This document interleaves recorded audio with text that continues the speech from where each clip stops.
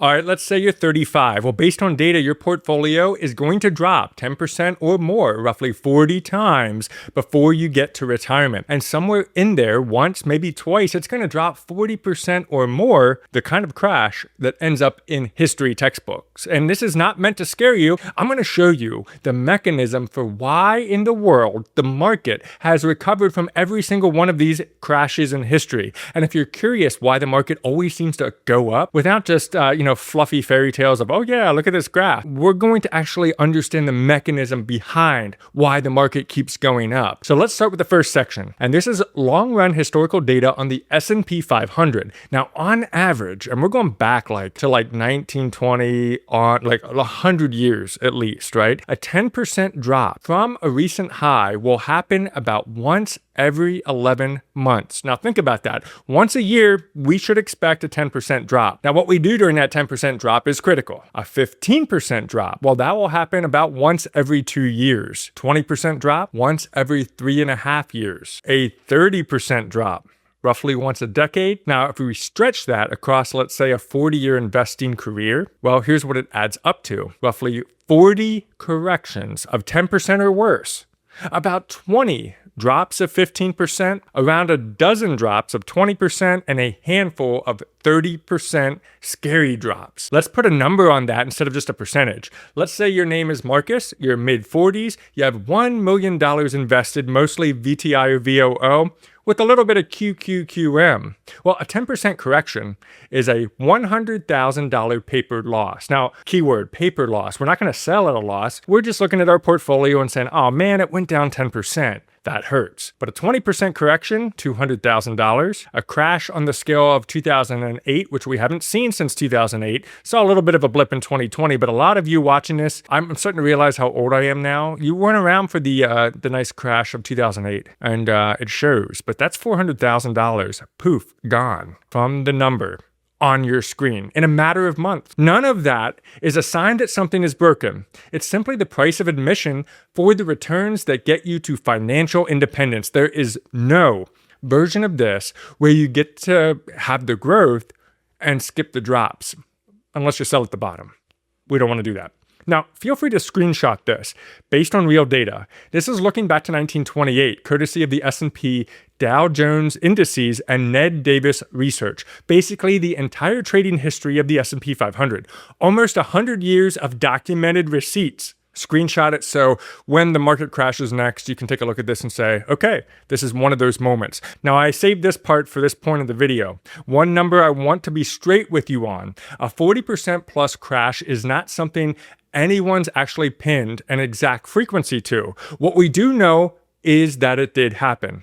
1929, 2008, real crashes that landed in the actual history books. It's rare, but it's not theoretical. Now, if you're investing for 40 years, we should plan on living through one of them. But before we talk about why the market always seems to go up and recovers, this is where you can simulate your own future. Now, I don't know you, so what we'll do is we're going to use an example of our buddy Marcus. We're going to say he's 45 years old. But here's the thing, the link is in the description, so go ahead, plug in your own numbers too, so you can simulate this. This is something that I do consistently because I want to know how things will look in the future. Here's what we got. So Marcus is a baller, right? We're going to say he has $1.1 million saved up. He has saved a lot of money up to the age of 45. What a dude. Monthly contributions, we're going to say he no longer does any monthly contributions. And his start year is going to be in the year 1999. And the reason I want to choose 1999 is because I want to make sure we go through some bad market returns. If I just put 2011 or something like that, it doesn't give us a full look. But take a look at this. This tells us how much we contributed. There's that 1.1 million.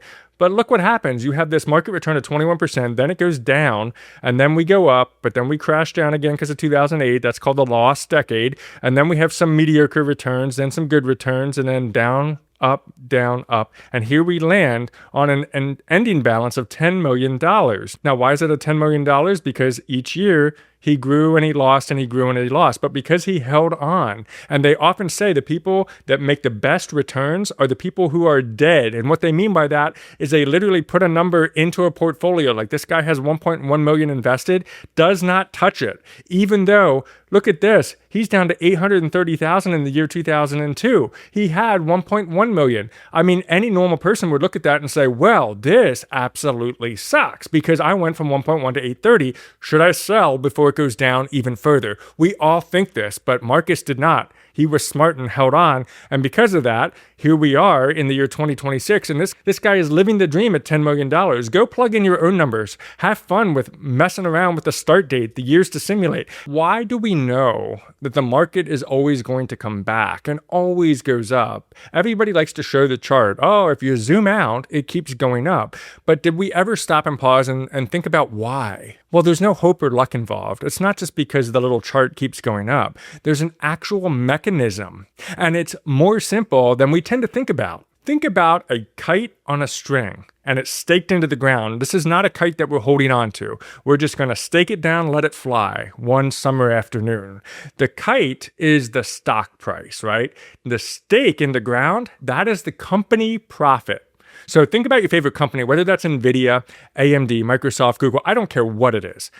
Stake is the company profit, kite is the current stock price. Now, day to day, the kite can swing wildly around. I mean, we're talking dive down, climb, spin in circles, get whooshed around by the wind, right? But it's tied to the stake. So it can only wander so far before the line goes tight and yanks it back to where it needs to be.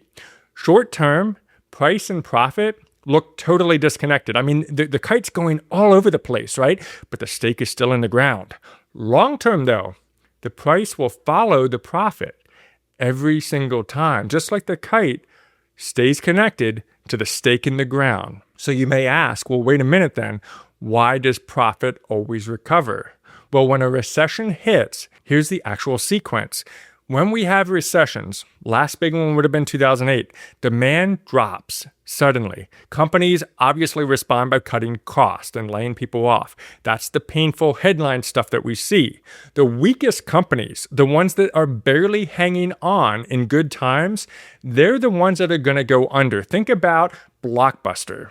Think about Circuit City. And if you don't know these names, look them up. Because these companies were Sears, right? These companies in the past were great, but they were not doing so great and they were hurting. And all it took was one little recession and boom, they were gone. They were done. And their market share gets absorbed by whatever company is left standing.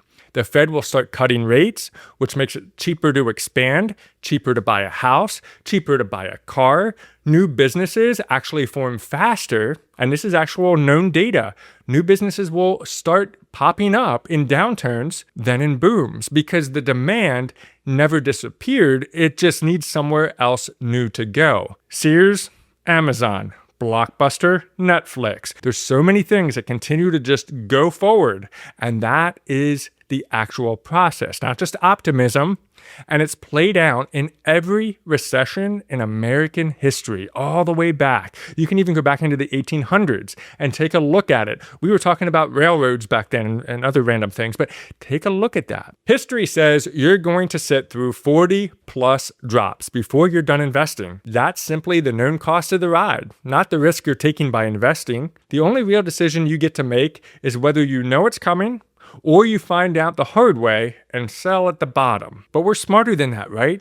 We are going to stay on the roller coaster, enjoy the ride, and come back to the station with financial independence. That's the goal. Your financial adventure continues by checking out this video next. Keep building your Sharpe money, and we'll see you on the next video.